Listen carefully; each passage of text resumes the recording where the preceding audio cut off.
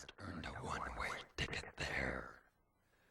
I told you no camera could capture the essence of the true me. Holy shit!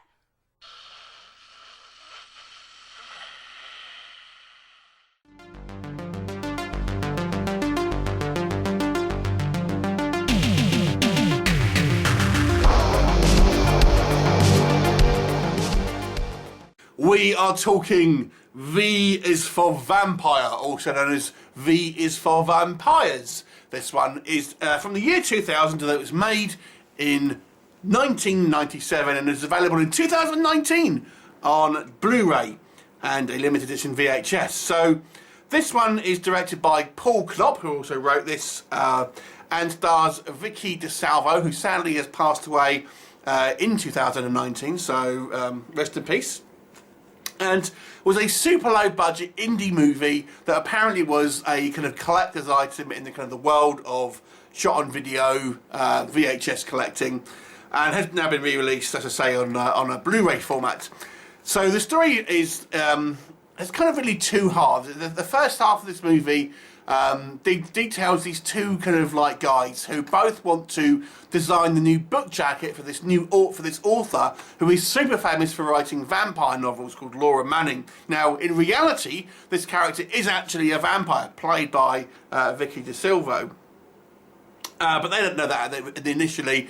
So one of the guys, he's trying to go the more traditional route, taking, you know, he's a mix of either photographs or doing kind of like portraits. So the other applicant, he's kind of decided to go one step further and have a more extreme approach and actually murders women and takes their photo to try and get the true kind of a true horror, if you like, on the kind of for the book jacket. Now they both obviously end up meeting our kind of vampire character played by Vicki DiSalvo, and of course things may happen, obviously twists and turns, etc. Very basic form. And that's what we'll say in the plot here. So what do we think of V is for Vampire? So, mega low budget, less than $5,000 budget for this one. Obviously, particularly kind of grainy and kind of shot on video feel to it. So, even on a Blu-ray format, it's not the best kind of like on a technical scale, to be honest. But I will say I thought the idea here was quite a fun idea, you know, quite an interesting idea, where we have a vampire really using her experience as a vampire to kind of get a career. And then what these guys are doing, I mean, in the world of this movie, she's like the biggest author in the world, and the kind of the extremes that these guys are going to be going to, even before they know she's a vampire, to try and kind of, you know, get in her good graces.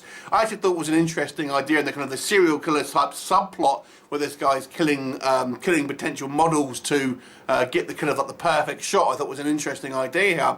Strangely, it almost seems like 50% of this movie is shot in a bath, or various different baths or hot tubs. It's a bizarre movie.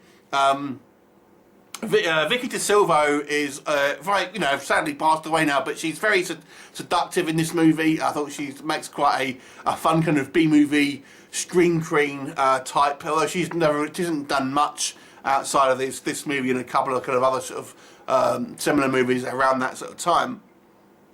But she's very, you know, she has an alluring, certainly kind of like a Leonard Quigley-esque kind of screen presence here. The movie isn't particularly gory. It's not particularly full of nudity either, to be honest with you. It's a relatively kind of tame affair. The acting is a little bit wobbly, as you'd probably expect, and you will actually catch the actors kind of glancing at the camera a few times. Now, obviously, the movie was shot very kind of like in guerrilla style, and you obviously expect that. I mean, the quality of this movie across the board is kind of very low. You know, low rent equipment. The acting is suitably cheesy. You know, the dialogue is kind of unrealistic. The movie still has a kind of a sense of fun, I will kind of say that. And our kind of Laura Manning, who is our kind of countess, our queen vampire, is a kind of a somewhat of a playful and cheeky vampire.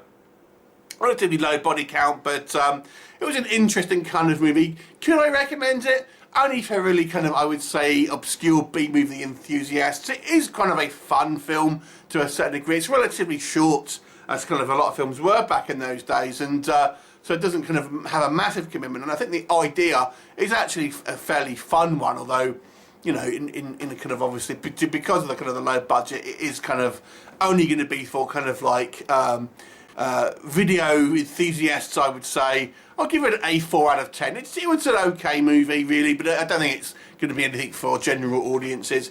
Have you seen it? What did you think of it? Leave me a comment, and I'll look forward to seeing you next time. Bye for now.